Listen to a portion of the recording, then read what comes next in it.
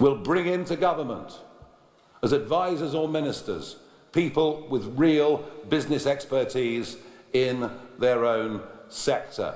And we will signal what we hope and believe and what we know we need to be a change of attitude in this country.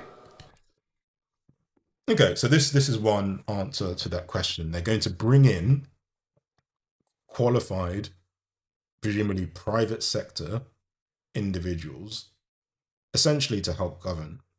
And I think this is what we saw with a couple of the councils or the, I can't remember which jurisdictions or seats they won, where they looked to bring in some consultants to find savings. It's something Rachel Reeves talked about, right? So in her pre-budget speech, where again, what we would expect to see is examples of this excellence he's describing in the boroughs or the seats or the areas that they are currently governing.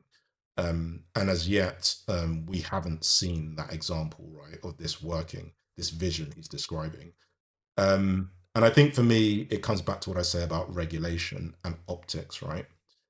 Presumably, these private sector individuals are not going to do it for free, right?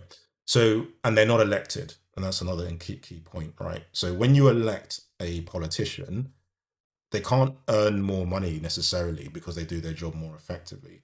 They can't earn more money, or they can't necessarily very easily delegate their responsibilities to somebody more competent in the private sector, right?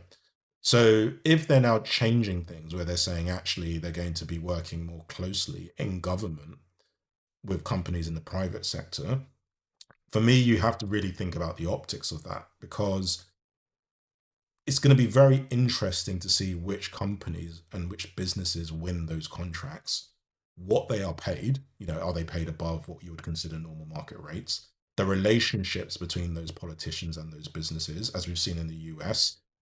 Suddenly what you find is the senator's family suddenly start all these businesses and become very, very wealthy. We saw this with Tony Blair's son as well, where suddenly, he became very, very wealthy.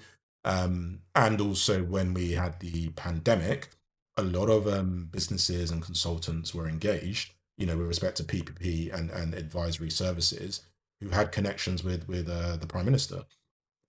So the optics have to be thought about.